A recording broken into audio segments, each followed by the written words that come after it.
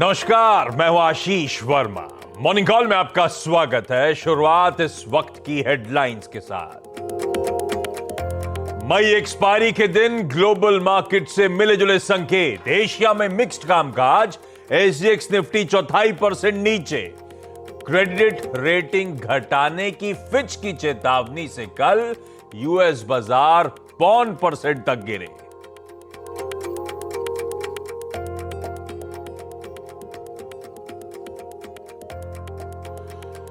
कमजोर रहे चौथी तिमाही में एलआईसी के नतीजे। एनुअल प्रीमियम इक्विवेलेंट यानी एपीई में 6.5% की गिरावट, लेकिन उम्मीद से बेहतर रहा value of new business margin. चौथी तिमाही में 52% घटा नाल्को का मुनाफा। एबिटा में भी 53% की गिरावट, मार्जिन में तेज कमजोरी। हालांकि सभी आंकड़े अनुमान से कहीं अच्छे। नायका का चौथी तिमाही में मुनाफा 72% लुढ़का, लेकिन आय में 34% का उछाल। तिमाही दर तिमाही मार्जिन फ्लैट, लेकिन सालाना आधार पर मार्जिन 4 से बढ़कर 5.4%। और आज आएंगे वायदा में शामिल 5 कंपनियां। सेल, जी एंटरटेनमेंट, आईईएक्स, वोडाफोन और पेज इंडस्ट्रीज के नतीजे। 43% घट सकता है सेल का मुनाफा, मार्जिन पर भी दबाव संभव।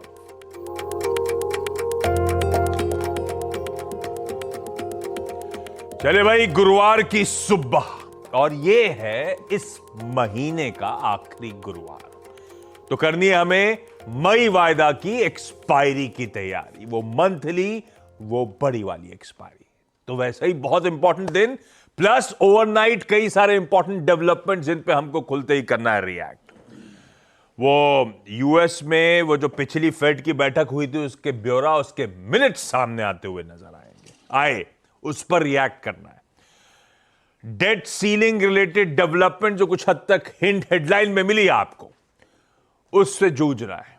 इस बीच जैनेट येलेन की जो स्पीच कल मैं कह रहा था, वो भी सामने आती हुई नजर आई। प्लस यूके के इन्फ्लेशन नंबर्स। ये सब ओवरनाइट डेवलपमेंट्स है जिन पे आज हम खुलते ही रिएक्ट कर रहे होंगे। इन सबको पर्सपेक्टिव में रखने की करूंगा कोशिश।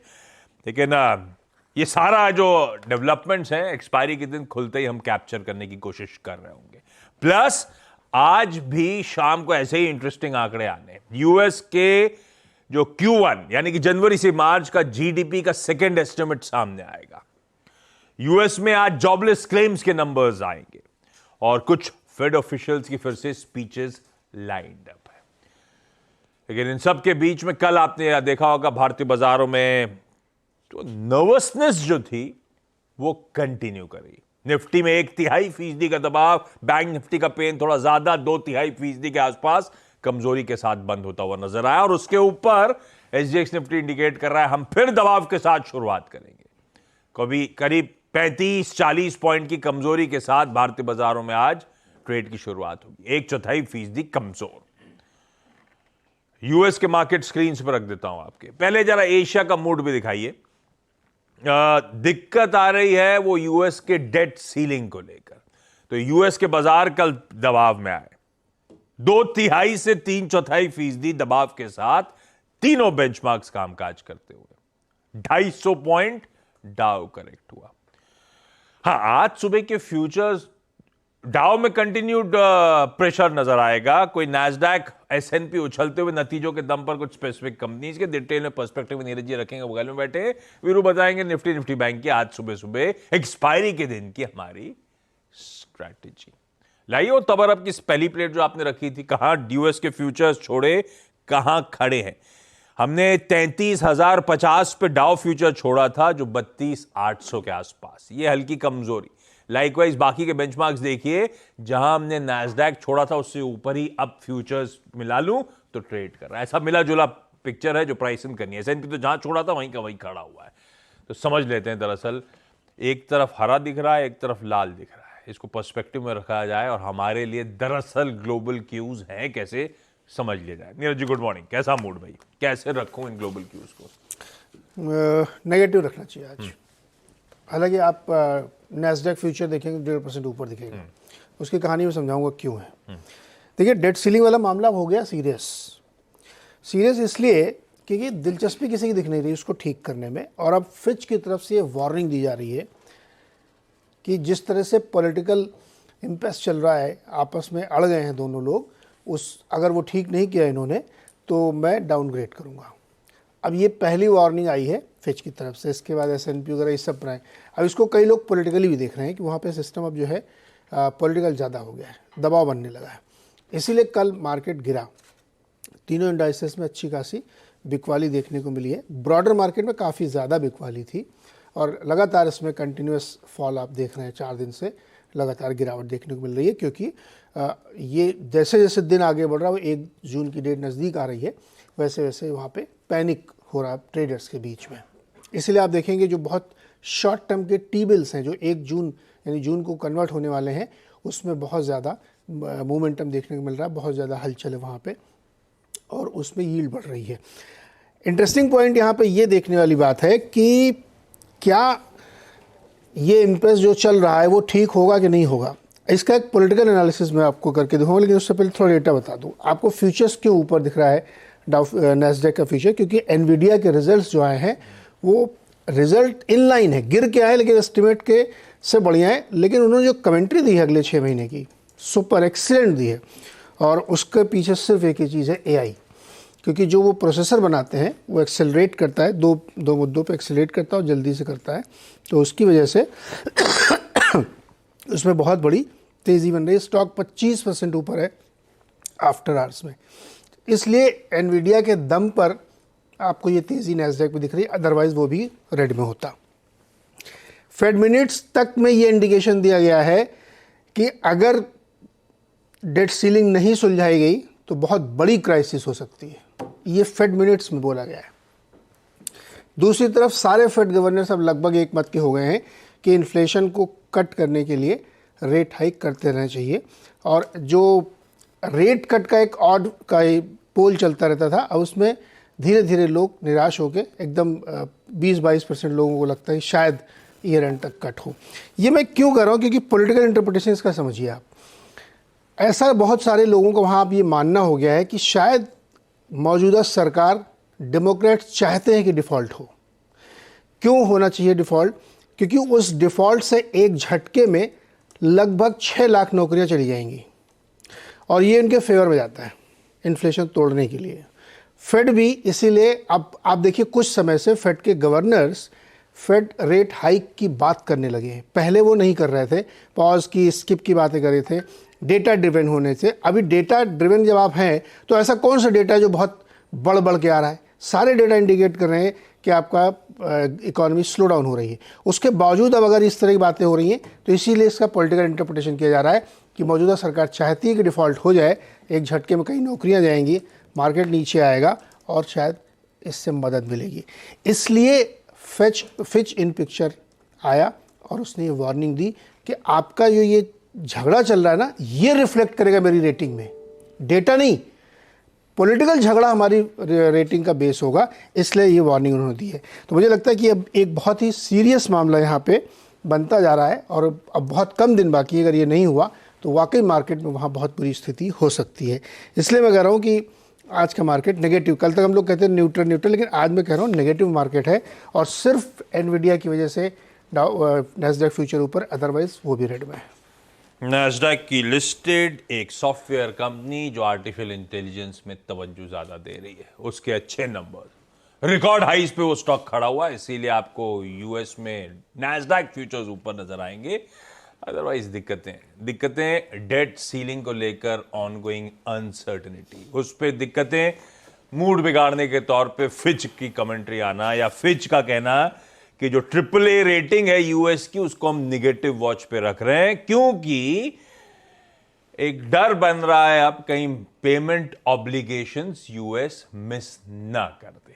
हालांकि दे गॉन टू से हम एक्सपेक्ट कर रहे हैं एक्स डेट से पहले रिस्टोरेशन हो जाएगा, पर बट ऑब्वियसली रेटिंग एजेंसी को नेगेटिव वॉच में डालना ये तो प्रोसेस का पार्ट है।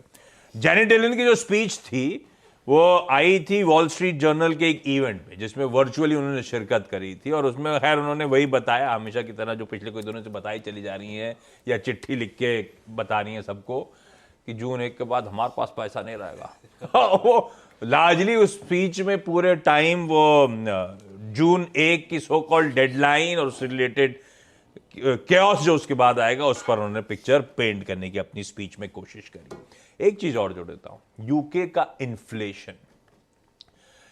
इन्फ्लेशन एक साल बाद मार्च 2022 के बाद, मार्च 2022 समय इंपॉर्टेंट इसीलिए क्योंकि यूक्रेन का इन्वेजन रशिया ने उसी समय फरवरी में शुरू करा था, उसके बाद से कभी 10% के नीचे नहीं गया था। पिछले महीने 10.1 पे था मार्च में, इस बार रिड्यूस होके 8.7% पे आ गया है। तो बढ़िया कूल ऑफ हुआ है और लार्जली सिर्फ एनर्जी प्राइसेस के कूल ऑफ होने के चलते इन्फ्लेशन रिड्यूस हुआ है। हालांकि ये प्राइस्ड इन है क्योंकि स्ट्रीट एस्टिमेट्स तो 8.3 तक जा रहे थे, 8.7 आया है।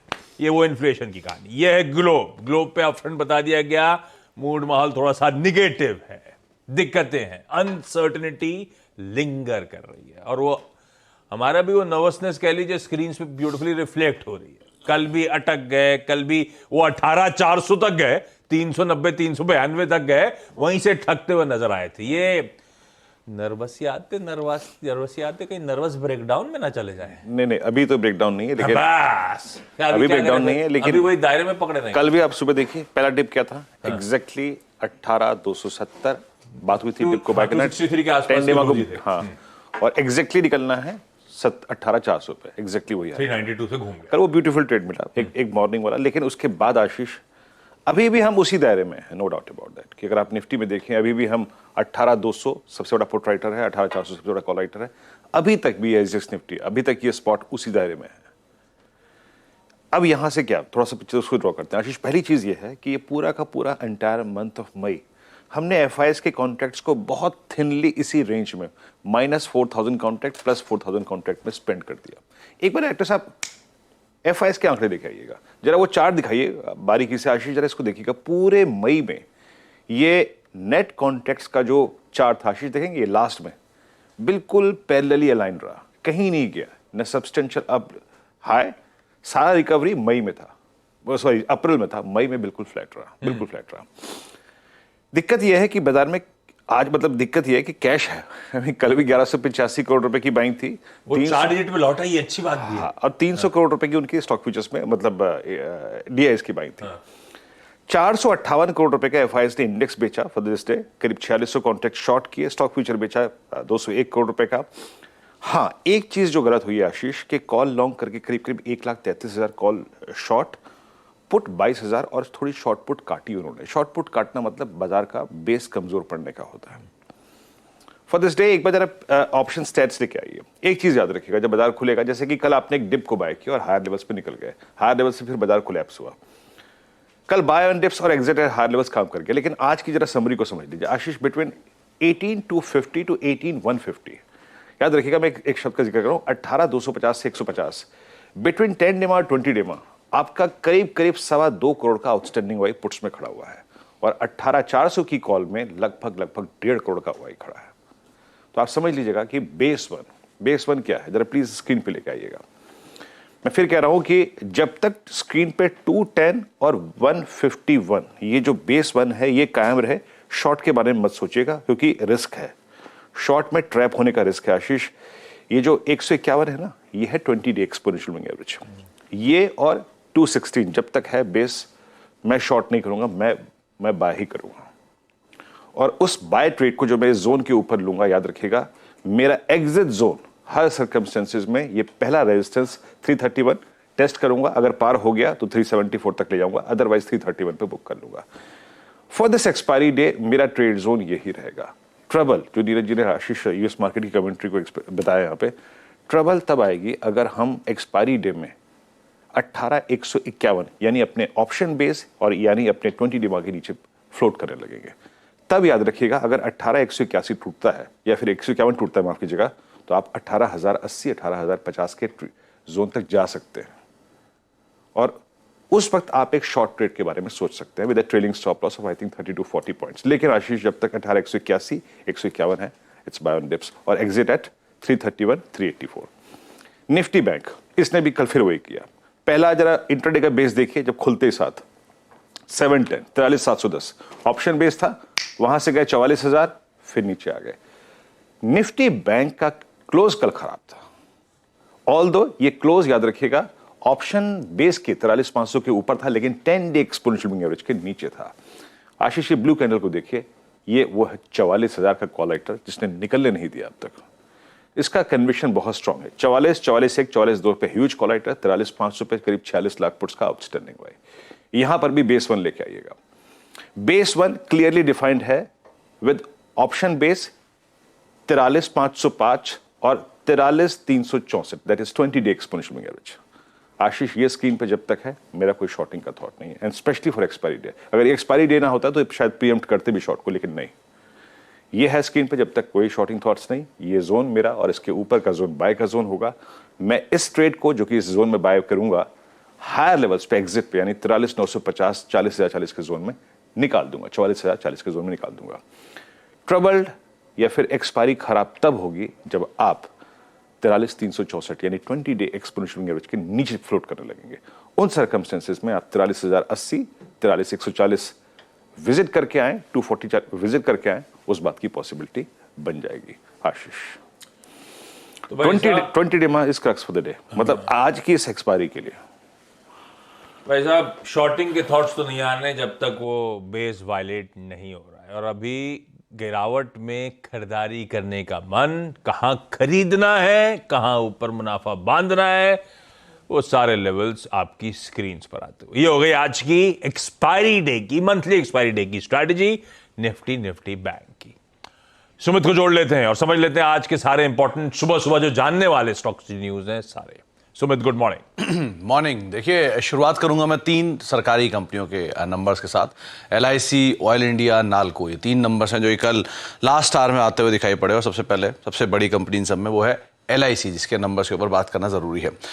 LIC के केस में जो नंबर्स है उसमें आप मिला जुला मान लीजिए, कुछ पैरामीटर्स पे बेटर साइड पर हैं, कुछ पैरामीटर में कमजोर साइड पे आपको दिखाई पड़ेंगे। APE करीब 6.5% गिरा, 19,140 करोड़ रुपए के आसपास, और जो VNB है वो 19.5% के आसपास तिमाही के अंदर आता हुआ दिखाई पड़ा है। ये एम्बेडेड वैल्यू जो एनालिस्ट एस्टिमेट था उससे 1 से 2% बेटर साइड पर आता हुआ दिखाई पड़ा है, लेकिन जो VNB मार्जिन है वो अनुमान के आसपास, यानी 19% का एक अनुमान था, उसी के आसपास ही कहीं आते हुए दिखाई पड़े हैं। तो LIC के नंबर्स मिले जुले साइड पर आप काउंट करेंगे। नाल्को के केस में अनुमान से बेटर साइड पर नंबर देखने को मिला, हालांकि नंबर्स 378 करोड़ रुपए के आसपास का एक अनुमान था मुनाफे का, और आया है 495 करोड़ रुपए। रेवेन्यू 3395 करोड़ का अनुमान था, आया है 3670 करोड़ रुपए। इबीटा करीब 625 करोड़ का अनुमान था, 766-67 करोड़ रुपए, और इबीटा मार्जिन भी करीब 18.5% का अनुमान था, 21% का आंकड़ा देखने को मिला। तो अनुमान से बेटर साइड पे नंबर आप काउंट करके चल सकते हैं। इसके अलावा जो कुछ और नंबर है उसमें एक ब्रिगेड, जहां पर 33 करोड़ से मुनाफा बढ़कर 60-70 करोड़ रुपए के आसपास, इबीटा फ्रंट पे 205 से घटकर 202, और मार्जिन 21 से बढ़कर 24% के आसपास। हालांकि ये नंबर्स आपको फेस ऑफ इट बेटर दिखाई पड़ेंगे, अदरवाइज वीक साइड पर आप इसे काउंट करके चल सकते हैं। लाइकवाइज अगर ऑयल इंडिया के नंबर्स की बात किया तो ऑयल इंडिया के नंबर्स भी थोड़े वीक साइड पे हैं, जहां पे मुनाफा 1746 करोड़ से बढ़कर 1788 करोड़ जरूर दिखाई पड़ेगा YOY बेसिस पर, और इबीटा भी 2855 करोड़ से घटकर 2351 करोड़ रुपए आया है Q-on-Q बेसिस के अंदर भी। मार्जिन के अंदर भी प्रेशर है, करीब 43% है, 53% से घटकर, तो यहां पर भी थोड़े वीक साइड पे एक नंबर से आते हुए दिखाई पड़ रहे हैं। और नायका ये एक और नंबर है जिसके ऊपर बात करना जरूरी है कि नंबर्स के अंदर कुछ आंकड़े बड़े इंटरेस्टिंग हैं और कुछ नंबर्स के अंदर वीकनेस है। 9 करोड़ से घटकर मुनाफा 2.5 करोड़ आया है, और आय करीब 973 करोड़ से बढ़कर 1301 करोड़ रुपए आई है। इबीटा 38 करोड़ से बढ़ के 70 करोड़ रुपए, और मार्जिन 4% से बढ़ के 5.5% है। YOY बेसिस पे नंबर्स बेहतरीन दिखाई पड़ेंगे आपको, हालांकि Q-on-Q बेसिस पे नंबर थोड़े से वीक साइड पर है, तो उस लिहाज से भी आपको नायका पर नजर रखना होगा। ये है इंपॉर्टेंट नंबर्स जिनको सुबह सुबह मेंशन करना जरूरी था। खैर इन इसकी और डिटेल्ड लिस्ट जो है स्टॉक्स न्यूज की 8:30 बजे जब सुमित वापस जुड़ेंगे 8:25 के आसपास, तो और चर्चा होनी है इन नंबर्स पे। LIC, नाल्को, ऑयल इंडिया और नायका, ये रखिए अपने रडार पे। आज का इवेंट्स कैलेंडर, सबसे इंपॉर्टेंट मई मंथ की एक्सपायरी। इसके अलावा निफ्टी के आज कोई रिजल्ट्स नहीं है। वायदा बाजार में 5 कंपनी से जिनके नंबर्स आने, Vodafone Idea, India Energy Exchange, Page Industries, Zee Entertainment, और Steel Authority of India Limited. इन पांचों के नंबर, सेल का वो डिविडेंड डोल आउट की भी तैयारी, फाइनल डिविडेंड की भी अनाउंसमेंट शायद आ जाएगी रिजल्ट्स के साथ। कैश मार्केट के बहुत सारे नंबर्स हैं। सेल की क्योंकि चर्चा हुई तो वो डिविडेंड डोल आउट के लिए FY23 का फाइनल डिविडेंड आना है। जी एंटरटेनमेंट के रिजल्ट्स के साथ साथ ध्यान रखिएगा NCLAT में आज जी सोनी मर्जर पे वापस सुनवाई शेड्यूल्ड है। ऐसे ही स्पाइस जेट दिक्कतों में है, इंसॉल्वेंसी केस जो चल रहा है उसकी सुप्रीम कोर्ट में आज सुनवाई होनी है। एक्स डिविडेंड में जो लेवल जो स्टॉक्स हैं उसमें कंसाई, कैनामेटल और ट्रेंट आपकी स्क्रीन पर आ जाएगा। आज शाम को यूएस के Q1 GDP, Q1 मतलब कैलेंडर ईयर का, जनवरी से मार्च के GDP के आंकड़े सेकेंड एस्टिमेट सामने आएगा और कीनली अवेटेड होगा I am sure. 10 consecutive rate hikes के बाद कुछ हिंट्स लगने लगे हैं कि दुनिया की सबसे बड़ी अर्थव्यवस्था थोड़ी सी धीमी पड़ रही है और उसका एग्जाम्पल था दिसंबर क्वार्टर में 2.6% GDP रिड्यूस होकर पहला एस्टिमेट जो आया था 1.1% का इस बार आ गया है। तो 1.1 के बाद अब सेकंड एस्टिमेट पिक्चर कहां थ्रो कर रहा है वो इंपॉर्टेंट। यूएस में आज PCE प्राइसेस, जॉबलेस क्लेम्स और पेंडिंग होम सेल्स के डेटा अलग से आने हैं। जर्मनी का GDP, साउथ कोरिया का इंटरेस्ट रेट डिसीजन वो आ चुका। साउथ कोरिया का सुबह सुबह तड़के तीसरा कॉन्जिक्यूटिव बोर्ड मीट में फैसला यह लिया गया है कि दरें जस की तस, स्टेटस को, तो वो तो अपडेट आने शुरू हो चुके हैं।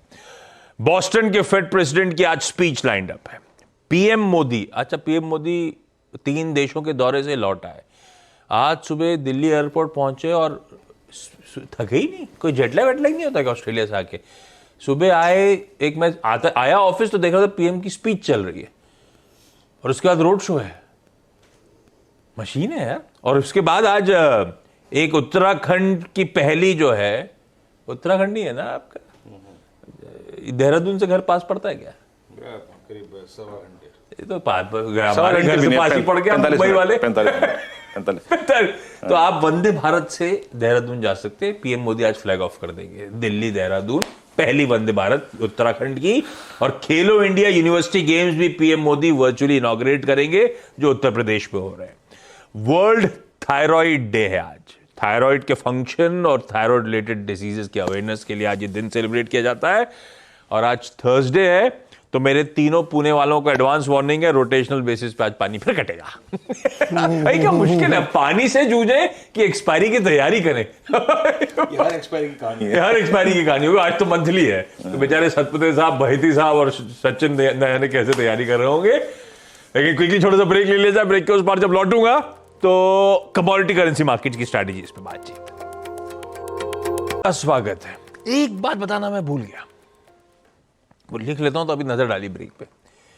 WHO के डायरेक्टर जनरल साहब जो है ना, डॉक्टर टेड्रोस, वो कहें कल की नेक्स्ट पैंडेमिक की तैयारी कर लीजिए विद इवन डेडलियर पोटेंशियल।